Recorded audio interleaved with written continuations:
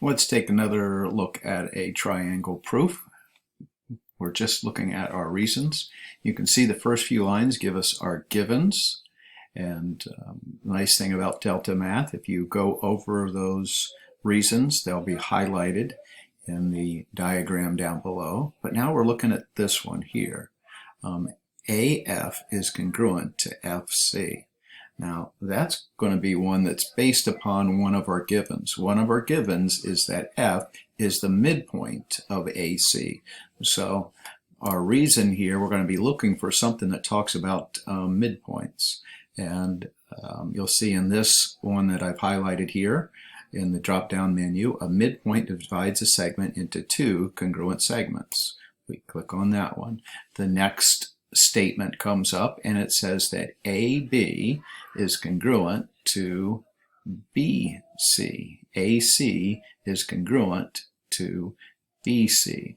Now, this one takes a little bit of thinking about some of the things we've learned this year.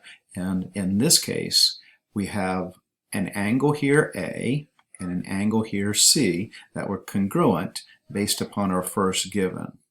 Now, we know if this angle is congruent to that angle in this big triangle ABC, then the sides that are opposite that, which is AB opposite of angle C, and BC opposite angle A, those have to be congruent.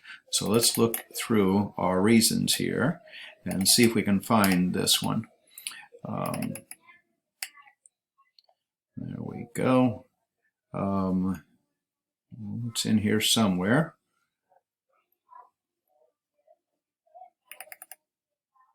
There it is.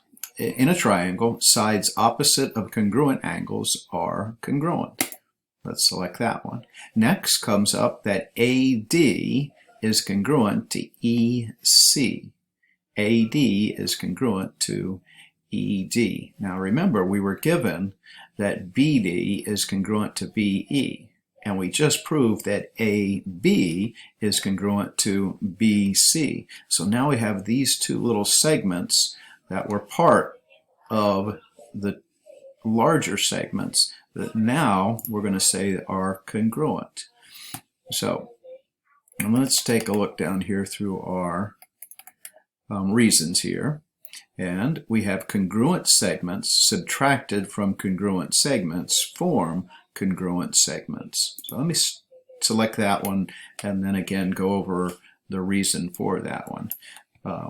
You can see that if we subtracted BD, which was our third given, from AB, we'll be left with AD.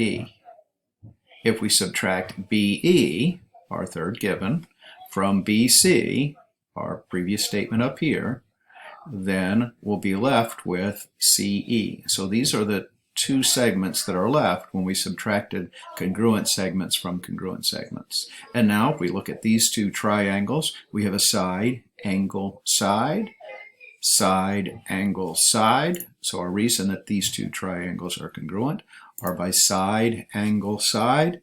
And finally, our last statement here says DE is congruent to, or excuse me, DF is congruent to EF, and that's our good old faithful corresponding parts of congruent triangles are congruent. Remember, we use this one after we have shown two triangles are congruent.